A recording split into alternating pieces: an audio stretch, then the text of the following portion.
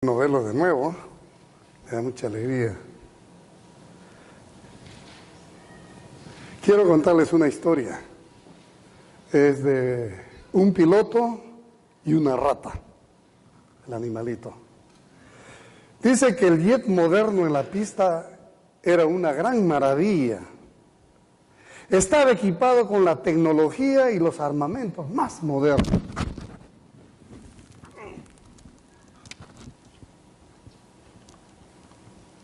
Podía volar a velocidades supersónicas y rápidamente subir a alturas fenomenales. Un piloto de las Fuerzas Armadas subió al jet y despegó dejando la tierra atrás al subir arriba de las nubes. Al llegar a velocidad de crucero, escuche, el piloto oyó un ruido raro. Se quitó su casco y entonces reconoció el sonido. Sonaba a alguien mordiendo hule o plástico. Echando un vistazo debajo del panel de instrumentos, vio con horror a una rata, fuera de su alcance, mordiendo el cable eléctrico principal entre los controles y la máquina. Imagínese usted. Si la rata llegaba a morder el cable completamente, ¿qué hubiera pasado? Dice que el jet saldría fuera de control e inmediatamente se estrellaría. El piloto se puso su máscara de oxígeno, dio más poder al jet y rápidamente subió lo más alto que podía. En unos momentos los sonidos de mordisco pararon. Cuando el piloto aterrizó, ¿qué creen lo que sucedió? Encontró la rata muerta. El piloto estaba bien entrenado y era tal vez, dice, el mejor de su profesión. Su equipo fue de lo mejor de la tecnología que tenía, pero se le presenta este problema de que se mete una rata. Amados hermanos, como el piloto del jet, nosotros vivimos también en un mundo de alta tecnología. Pero aún así, nuestras vidas son también afectadas por muchas de las cosas que enfrentamos o que enfrenta la gente de hace miles de años. ¿Y cuáles son esos? El odio, los celos, la deshonestidad continúan existiendo. Aún estamos tentados a economizar esfuerzos para abrir caminos y juguetear con la verdad. Y estas cosas no han cambiado, siguen siendo las mismas desde la época de Pablo. La mayoría de la gente dice que quiere ser liberada de la tentación, pero la verdad es que quieren estar en contacto con ella. No son liberadas, están en contacto. Bien sabemos que ciertas cosas son malas, pero seguimos coqueteando con ellas. ¿Le ha pasado a usted? Y mientras nuestro poder de resistencia se debilita, pensamos que ese pequeño principio compromete no importa. Sigamos haciendo lo mismo, pero sí importa. Si dejamos esa cosita chiquita que crezca, va a ser como la rata. Va a morder los cables o las fibras de nuestro corazón y va a producir algo. Sí importa, ¿qué cosa? Que nosotros construyamos muros de protección alrededor de nuestra vida y rehuyamos de cualquier cosa que promueva la credibilidad a actitudes insalubres. ¿Y dónde la encontramos? Las Escrituras. Al leerla, en ella meditamos sobre sus verdades y si es posible para vivir en medio de ellas. Y esto a nosotros también nos va a llevar a actitudes espirituales que cuando tengamos que chocar con una realidad, mientras más alto usted vuela a la excelencia espiritual, esas ratas no podrán hacerle daño. ¿Por qué? Porque cuando nosotros sobrevivimos a las alturas de Dios, no hay enemigo que nos alcance. Lo que hizo el piloto, su destreza, su habilidad de impulsar el jet a lo máximo para poder vencer a ese enemigo. Como creyentes no estamos exentos de las tentaciones, ¿ah? De ninguna manera. Las tentaciones son comunes desde el principio. En las Escrituras las tenemos. Adán y Eva, sin cuestionar, están ahí, viviendo con Dios. También tuvieron tentaciones. Imagínense usted. Ahora, muchas veces caemos atrapados en el pecado y no sabemos cómo reaccionar. Y es bravo cuando usted cae en la tentación. Aprendamos de lo que nos enseña entonces el Señor Jesús para ayudarnos nosotros mismos a edificar, ¿qué cosa? Una defensa sólida en medio de esas tentaciones que hemos leído acá en Mateo 4. Pero antes de iniciar su ministerio, dice, Jesús fue llevado por el Espíritu de Dios al desierto. ¿Para qué? Para ser tentado. Lo dice en el versículo 1. Entonces Jesús fue llevado por el Espíritu al desierto. ¿Y la razón? Para ser tentado por el diablo. Esto no fue un evento espontáneo o accidental, sino que fue planificado por Dios. Dios ya lo había planificado que Jesús fuera al desierto, de acuerdo a su voluntad, a su propósito. Todo estaba bajo control de Dios. Dice que las Escrituras nos dicen que el Espíritu Santo guió a Jesús hacia un tiempo de prueba. Fue llevado allá para un tiempo de prueba. Caso contrario, hermano, créanme que su ministerio no tenía valor. El ministerio de Jesús tiene valor porque fue tentado. Preste atención. Esa es la misma razón por la que el Señor permite las tentaciones en nuestra vida. Esa es la misma razón, para que seamos probados y capacitados, no para que caigamos en la tentación, simple y llanamente para que seamos probados, como nuestro amado Señor Jesucristo. ¿Sabe usted? La voluntad de Dios para la vida de Jesús era que él enfrentara la tentación. Esa es la voluntad de Dios. Y lo vemos esto en Hebreos 5:8.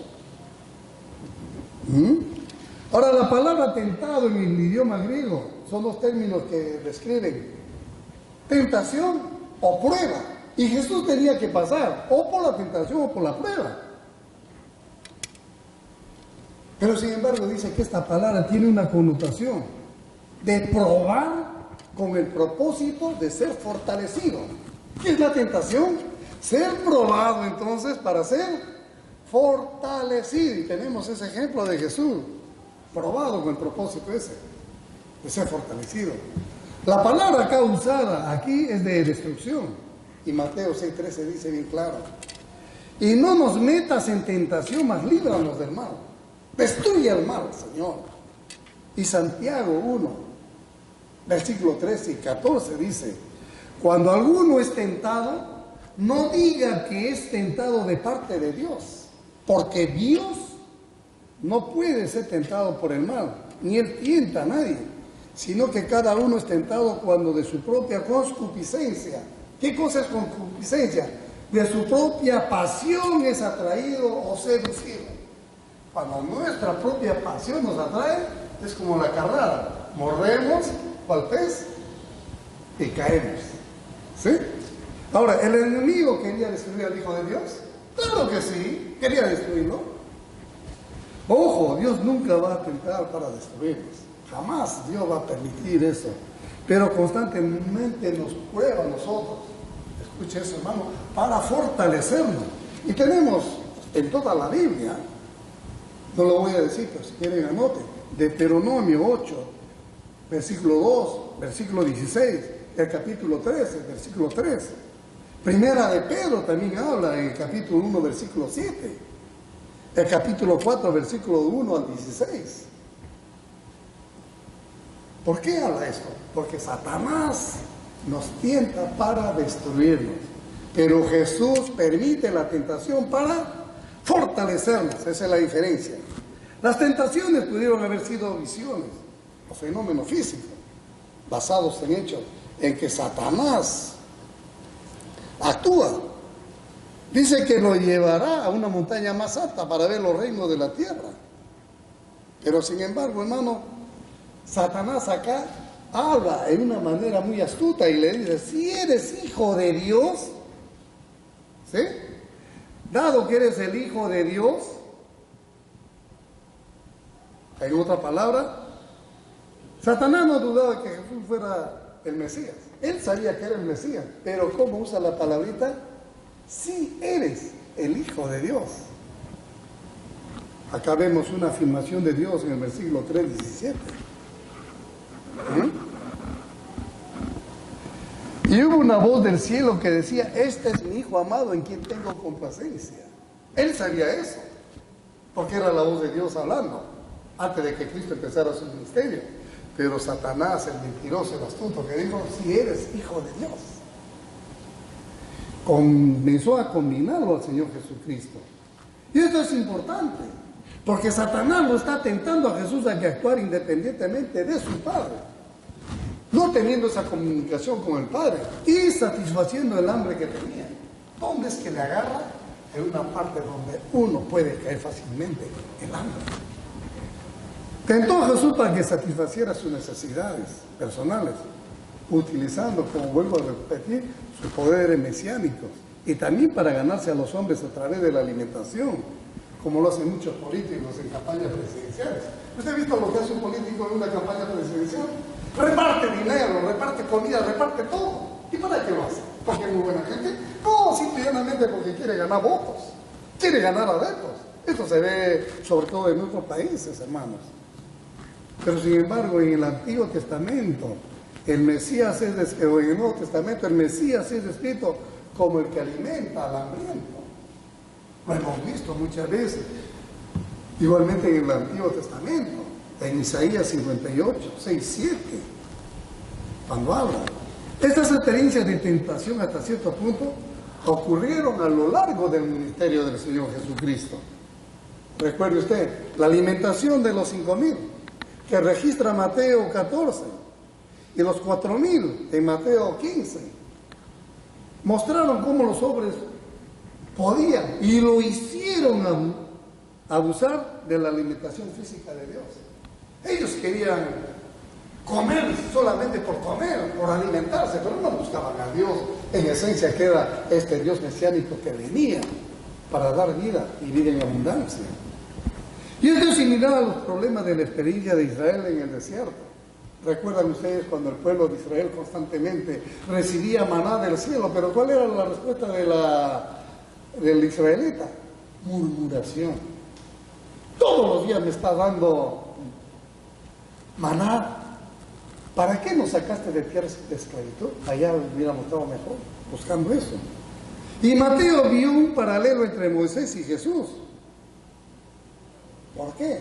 Porque los judíos dicen que estaban esperando un Mesías que desempeñara las acciones como Moisés. Eso es lo que estaban esperando estos judíos. Y la tentación de Satanás, recuerden, hermano, funcionó en 2 niveles. La primera fue que los judíos esperaban recibir alimento del Mesías, como Mesías, Juan 6. Y la segunda implica que si realmente era hijo de Dios, el Mesías lo demostraría hablando. Obviamente esto se refiere a la creación, por medio de la palabra hablada. Las pruebas de Satanás, créanme usted, fueron: 1,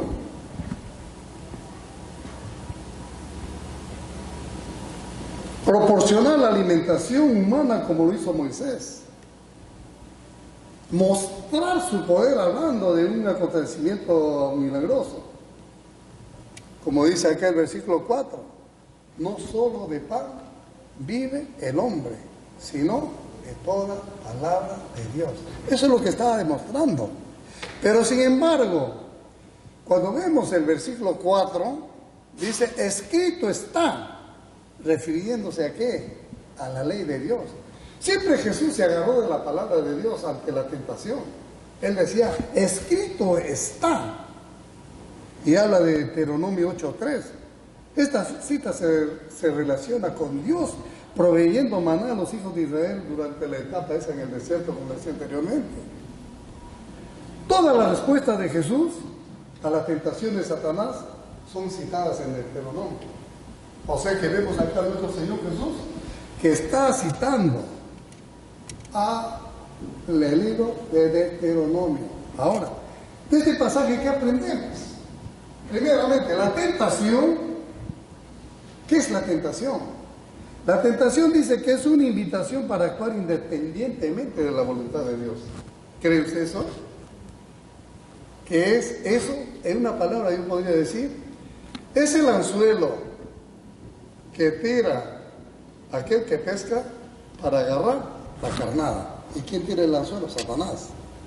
Cada vez que estamos invitados, hermanos, a desobedecer a Dios con nuestros pensamientos, nuestras palabras y nuestras acciones, nosotros, ¿qué debemos de hacer?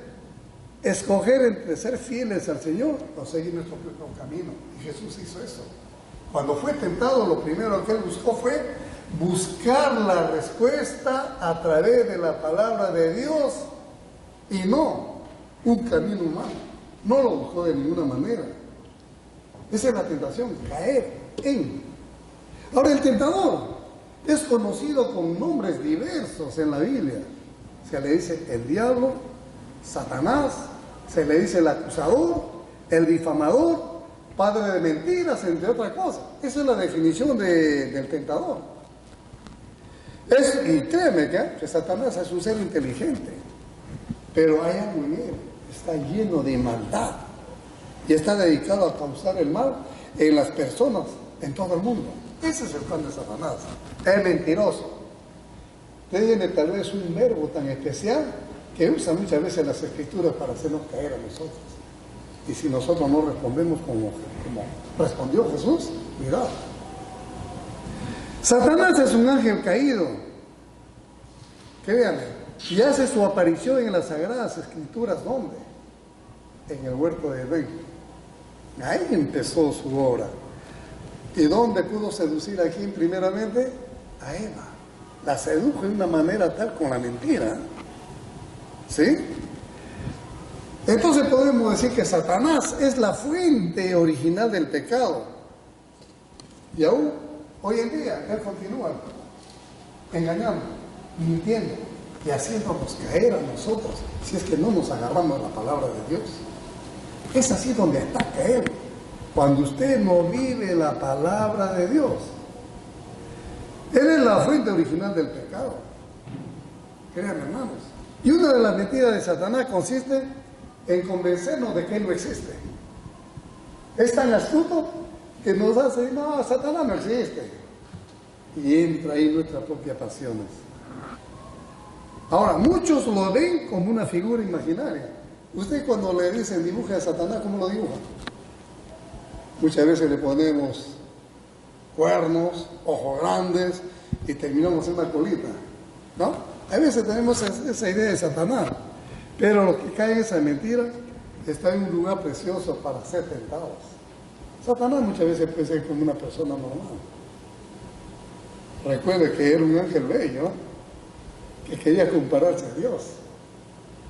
Así que tiene una apariencia engañadora.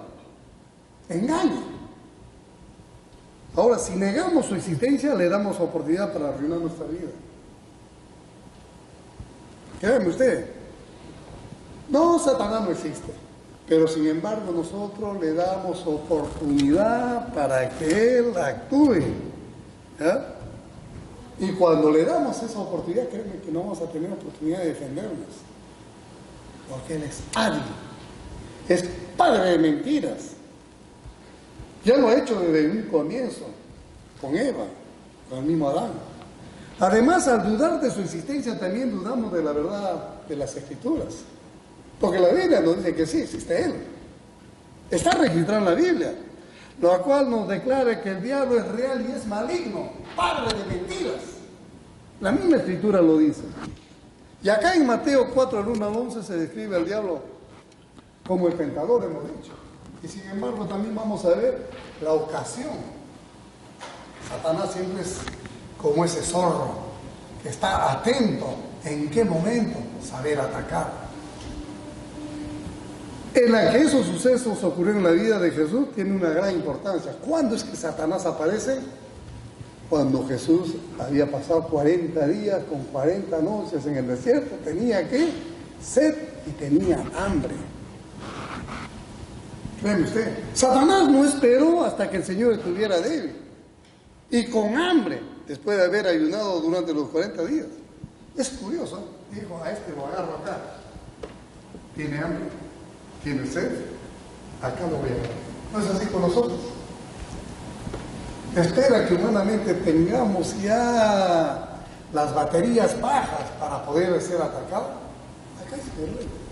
Eso estaba cansado. Humanamente estaba débil.